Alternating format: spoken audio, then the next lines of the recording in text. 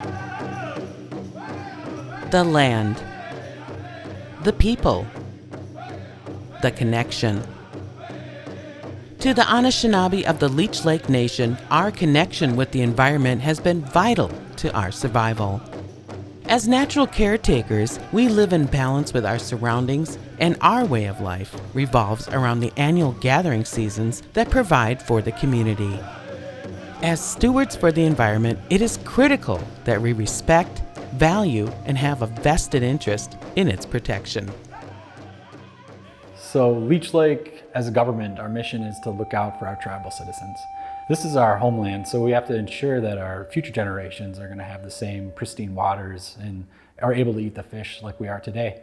So how do we ensure that our land is safe for people to live and for people to gather on in the future? Well, one of the ways that we think is important to look at now is stopping the source of pollution. And the way we can do that is reduce our fossil fuel loads. So part of our push over at the Division of Resource Management has been to work on solar projects, and so we can get energy from sources that aren't pollutants. So we started back in about 2008 putting on solar furnaces, and to date we have about 19 solar furnaces on tribal member homes and 3 on government buildings. And that was kind of our springboard or moving towards becoming more sustainable as a whole, as a government.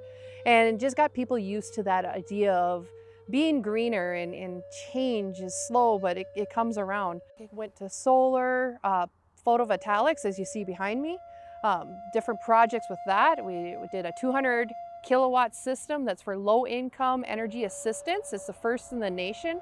All the kilowatt hours from this unit go into the low income energy assistance program to assist another 100 homes.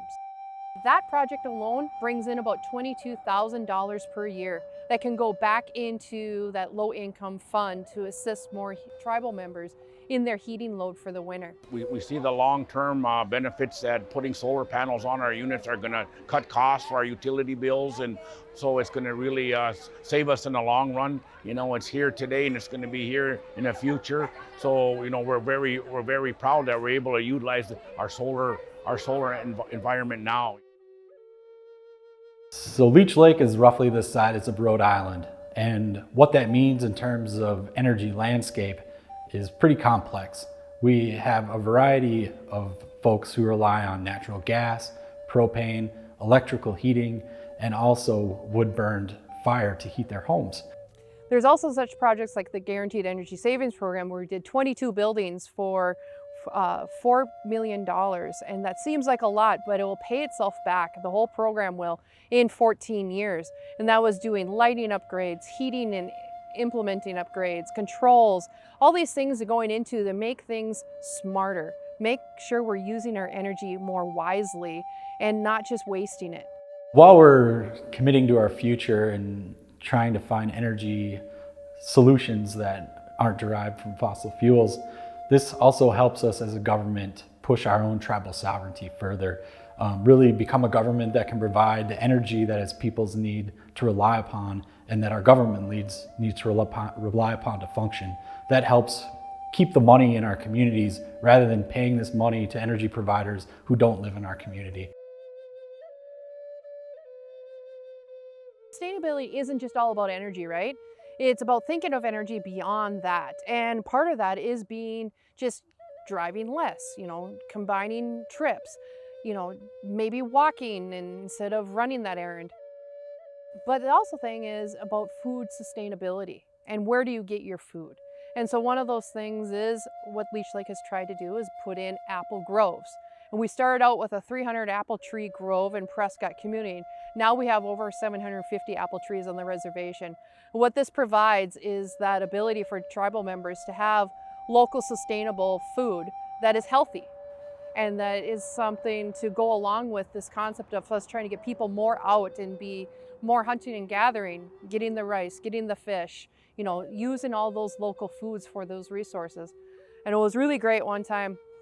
I was out doing an event at Prescott and a little girl came over to me and she was so excited and she said, you know, when I get hungry, I go get an apple.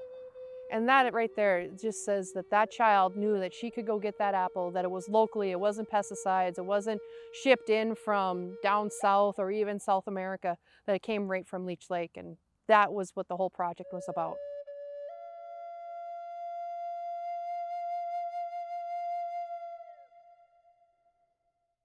Currently, we already got EV chargers at the 3 casino stations that are going in the summer of 2019.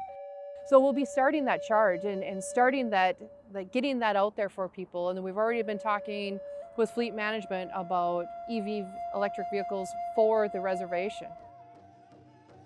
Leech Lake wants to be a leader in sustainability and self-reliance, and really making this a better situation for the kids and their kids and so on down the line, that we want to be better stewards.